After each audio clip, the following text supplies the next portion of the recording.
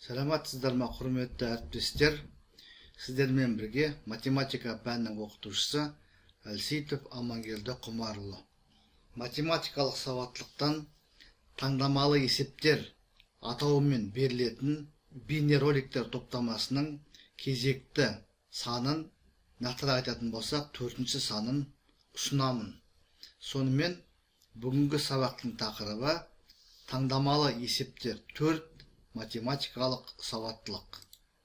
Бірінші есеп. Егер маман жұмысшы сағатына күндік жоспарының 0,3 бөлігін орындаса, ал оның шәкірті сағатына 0,7 бөлігін орындады.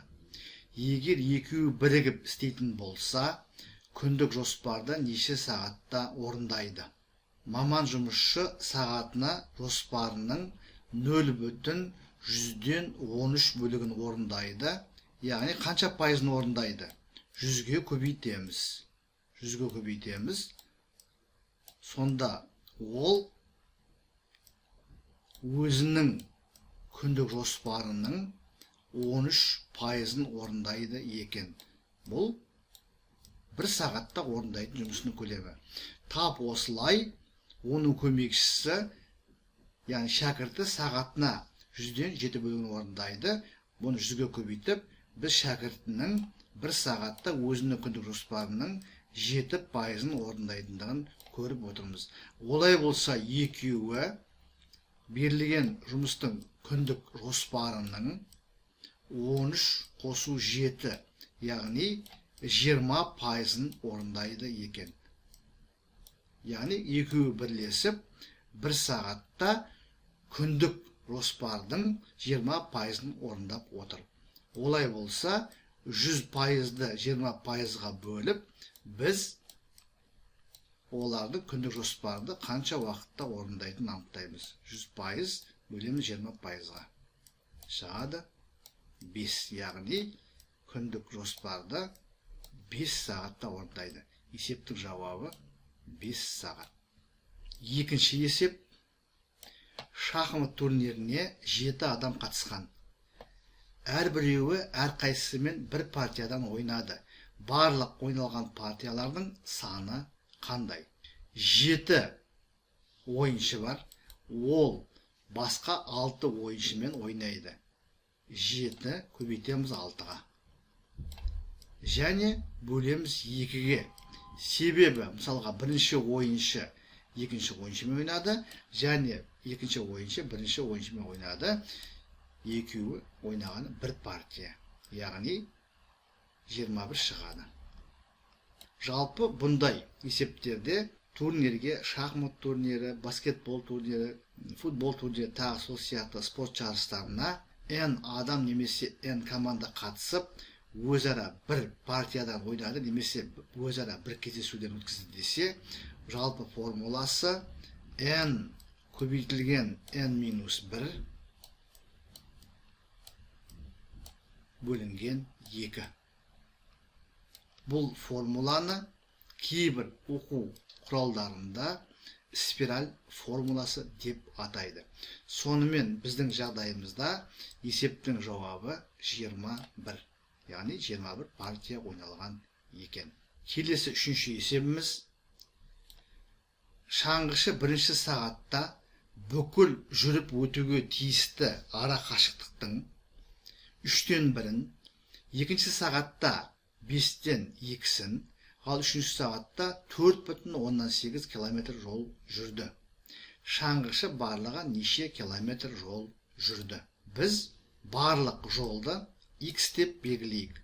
Олай болса, ол бірінші сағатта барлық жолдың 3/1-ін, яғни X-тің 3/1 жүріп өтті, 3/1 X дейміз. Екінші сағатта барлық жолдың 5/2-ін жүріп өтті, яғни 5/2 көбейтілген X дейміз. Бұл екінші сағатта жүріп өткен жолының ұзындығы. Есеп шарты бойынша үшінші сағатта ол 4,8 километр жүріп өткен. Осы үшеуінің қосындысы шаңғышының жүріп өткен барлық жолына тең, яғни X-ке тең. X-ке қатысты сызықты теңдеу алдық. Бұл теңдеуді шешу қиын емес.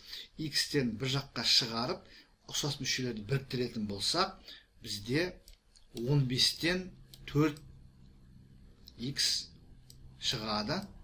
Екінші жағында, яғни теңдеудің, яғни теңдік таңбасының екінші жағында 4,8 болады. Белгісіз көбейткішті табу ережесін білеміз. Көбейтіннің мәнін белгілі көбейткішке бөлеміз.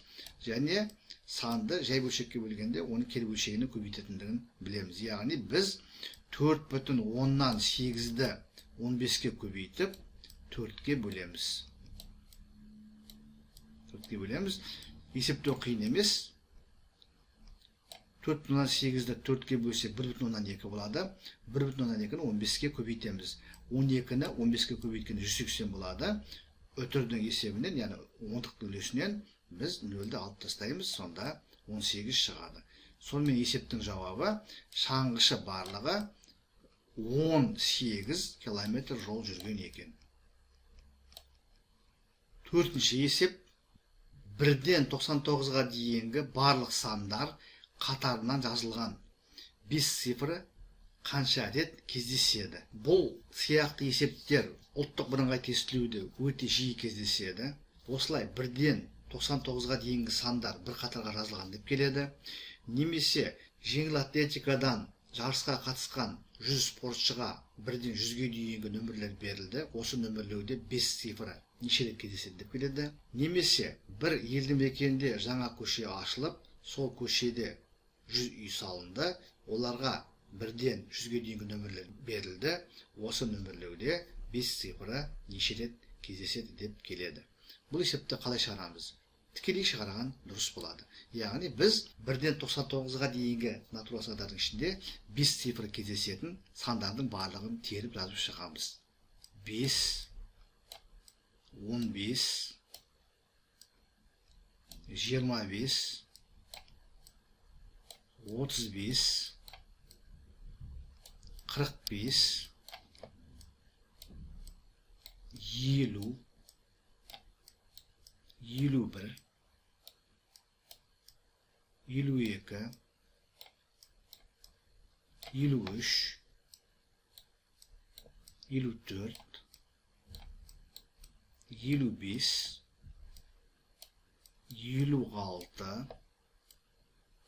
57, 58,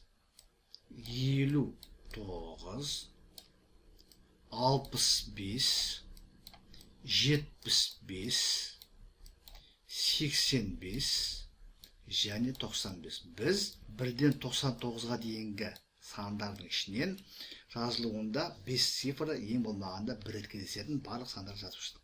Енді бесіктерді санайық. 1, 2, 3, 4, 5, 6, 7, 8, 9, 10, 11, 12, 13, 14, 15, 16, 17, 18, 19, 20. Сонымен есептің жауабы 20 болады. Яғни 1-ден 99-ға дейінгі барлық натурал сандарды жазып шыққанда, олардың жазылуларында 5 цифры дәл 20 рет кездеседі екен. Бесінші есеп. Алма жұмысқа келген әріптесінен жасын сұрады.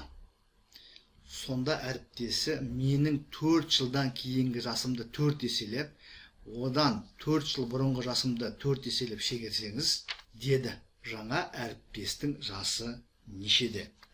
Біз жаңа әріптестің жасын X арқылы белгілейік. Олай болса, 4 жылдан кейінгі жасы X плюс 4 болады, ал 4 жыл бұрынғы жасы X минус 4 болады. Есептің шартына сай, 4 жыл бұрынғы жасын 4 еселейміз. Одан 4 жыл бұрынғы жасын 4 еселеп азайтамыз. Сонда жаңа әріптестің жасы шығады, яғни X болады. Осындай қарапайым теңдеу аламыз. Сол жағында мүшелеп көбейтіп жақшаларды ашсақ, келесі өрнекті аламыз.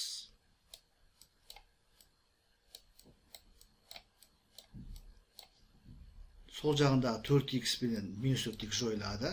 Бұдан x тең болады 32 болып шығады. Сонымен жаңа әріптестің жасы 32-де екен. Есептің жауабы 32. Құрметті оқырмандар, сонымен біз математикалық сауаттылықтан таңдамалы есептер айдарымен берілетін бейнероликтер циклінің кезекті 4-ші топтамасын таңдамалы есептер 4 атты бейнеролигімізді аяқтаймыз. Біз бұл сабақта 5 есеп талдадық. Бұл есептердің барлығы да сіздерге түсінікті деп ойлаймын. Егер бейнероликтегі материалдар ұнаса, лайк қойуды ұмытпаңыздар. Келесі кездескенше аман сау болыңыздар.